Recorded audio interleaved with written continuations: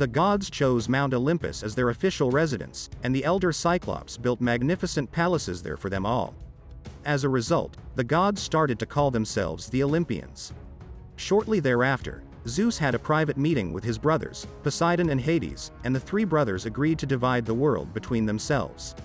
Although it was Hades' birthright, as Kronos' eldest son, to be named his father's successor, he agreed to divide the Titan king's former domain with his brothers. Hades received the underworld, Poseidon seized the seas, despite Oceanus still being there, though he accepted this without conflict, and Zeus claimed the heavens as his domain. Shortly after this division, the three sons of Kronos came to be known as the Big Three.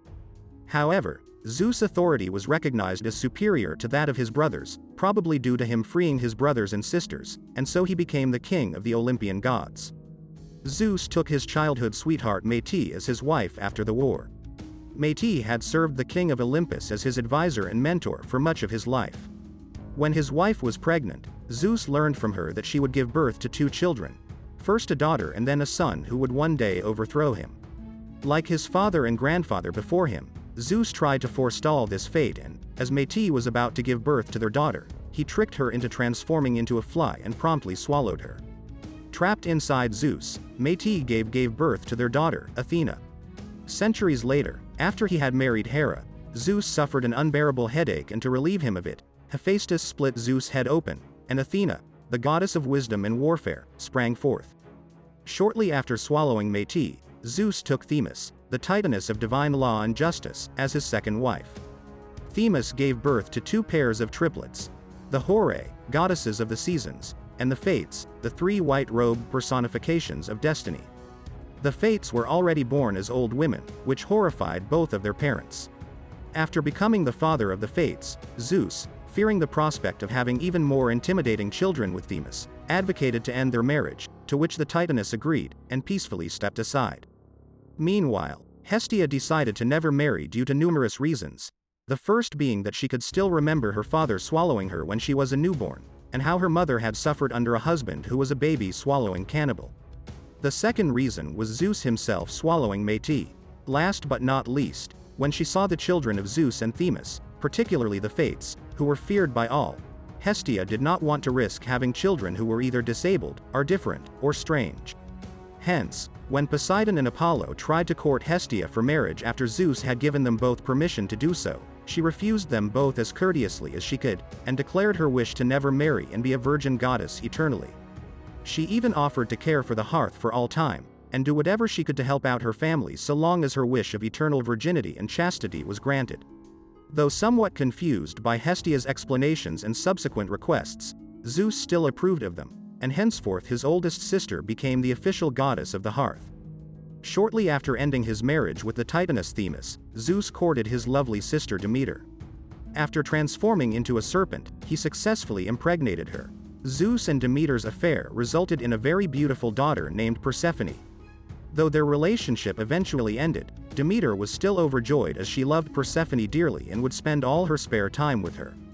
Persephone grew up without want, always staying close to her mother, and later became the goddess of springtime and flowers, and her mother even shared some of her power over the earth with her.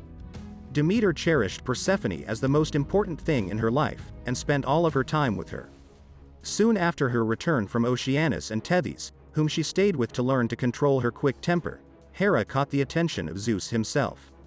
Since she was extremely intelligent and the most beautiful goddess in creation, before Aphrodite's birth, it was only natural that he would be attracted to her, but while Hera had strong feelings for him as well, she refused to be another conquest for the king of the gods. However, Zeus was just as stubborn and would not be dissuaded. He applied his excellent singing, dancing, and joking skills to entertain and woo Hera, but she would not initially give in. Zeus made a bet with Hera that if she would ever confess her love for him, she would become his bride. A few days later, Zeus proceeded to generate a tremendous thunderstorm around Olympus, and cunningly disguised himself as an injured cuckoo. The cuckoo flew into Hera's chambers, just as she was shutting her windows, and proceeded to fall on the marble floor. The sympathetic goddess took what she thought was an injured, defenseless creature in her arms, dried its feathers, and revived it with some divine nectar. On the next morning, the cuckoo did not seem inclined to leave, and affectionately rubbed its beak against Hera's finger. Hera admitted having grown quite fond of the bird herself, and gently cuddled it in her arms. At that very instant, the cuckoo transformed into mighty Zeus himself, still in Hera's embrace. Although she was embarrassed and outraged by her brother's deception, Hera was still very impressed at Zeus' cleverness and resourcefulness. She finally agreed to become his consort on the condition that he married her, and remained loyal to her, which was a promise Zeus broke by then siring many demigod children with mortals and nature spirits, which made Hera furious, causing her to usually curse the child. Their wedding, which was described as the most magnificent and grandiose wedding in history, was held in a spectacular celebration on Olympus, and was attended by many gods and neutral titans. Zeus and Hera arrived on a huge golden chariot, steered by Eos, who illuminated the bride and bridegroom with brilliant rosy light, and the ceremony was led by the three fates themselves. Through her marriage to Zeus, Hera became the queen of Mount Olympus and the Olympian gods. Zeus and Hera received great gifts from all of their wedding guests, but Hera's favorite was a magnificent apple tree, with golden apples, that she received from G.A.M. Hera had the tree taken far off to the west, and planted in a beautiful orchard. Hera employed the Hesperides, daughters of Atlas, to guard the tree, but as the nymphs would occasionally pluck an apple from the tree themselves, she put a fierce 100-headed dragon named Ladon there as well. This orchard was later named the Garden of the Hesperides.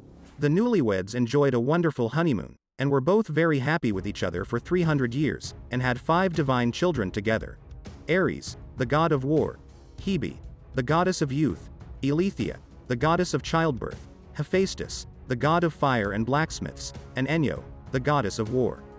However, Zeus eventually became restless, and it was not long before he began the first of his many affairs. Hera was infuriated and frustrated to no end by his infidelity, and devoted most of her time to keeping Zeus in sight, as well as making the lives of his mistresses and illegitimate children miserable. Her hatred is most evident in the story of Hercules, whom she tried to kill repetitively. Olympian riot Hera, enraged at her husband's infidelity, decided to start the first Olympian riot against Zeus. Hera managed to gain the support of Poseidon, as well as Apollo and Athena. That evening, Apollo, Poseidon, and Athena hid themselves in the hall adjacent to Zeus' royal chambers, awaiting Hera's signal. As soon as Zeus had fallen asleep, all 4 of them quickly tightly bound the king of Olympus with unbreakable and tightening golden chains that Athena had created. Even chained up and completely immobilized, an infuriated Zeus still looked very intimidating. Finally, attempted to reason with his brother, and demanded that Zeus be a better ruler. Zeus refused, which prompted Hera to advocate leaving him chained up in his chambers until he agrees. Shortly thereafter, the 4 Olympians departed for the throne room for the first, and last democratic meeting of the Olympian Council, which proved to be a very cumbersome task. Fortunately, the violently trashing and bellowing king of Olympus was found by the Nereid Thetis. After convincing Zeus to be merciful towards the rioting Olympians, Thetis managed to find the Hecatoncheirae briars by the seashore. He was more than happy to save Zeus, recalling that he owed his own freedom from Tartarus and camped to him. Briars quickly unchained Zeus, after which the latter seized his master bolt, and barged into the throne room, violently ending the meeting. Zeus remained true to his word, and was merciful towards the rioters, but he still punished them all accordingly. Poseidon and Apollo were temporarily stripped of their divinity and godly powers and subsequently forced to serve Laomedon, the mortal king of Troy. Laomedon ordered Apollo to shepherd his herds, and Poseidon to build huge new walls around the city of Troy with his bare hands. The famous walls of Troy came to be extremely durable, and would later keep the Greek forces at bay for 10 long years in the Trojan War. A number of years later, after accomplishing his mission, Poseidon returned to Olympus, where Zeus finally ended Poseidon's exile, restoring his divinity and powers. However, due to Poseidon's riot, Zeus would gain a strong and lasting distrust for his brother, which several thousand years later would cause him to suspect Poseidon stealing his master bolt. Zeus would also become very distrustful of Apollo as well. Hera, however, received the most severe punishment of all. Zeus chained her right above the terrifying void of chaos. Every day, Zeus would visit her, and threaten to sever the chains with his master bolt, and watch her tumble into the void. Hephaestus could hear the wails of his mother all the way from Olympus, which infuriated him, as he could not bear to hear her suffering such a harsh punishment. As a result, he finally set her free. Hera tearfully embraced him, and promised to never to call Hephaestus ugly ever again. Zeus, however, was infuriated. Hence, he violently stormed into Hephaestus' chambers, easily overpowered him, and flung Hephaestus all the way from Mount Olympus to Lemnos, which broke every bone in his body. In time, however, Hephaestus' wounds were healed, and he returned to Olympus. Zeus was somewhat ashamed of his past angry fit with his son, and, in a rare act, apologized and welcomed his son back with open arms. If you liked this video and want to see more, please support me with like and subscribe.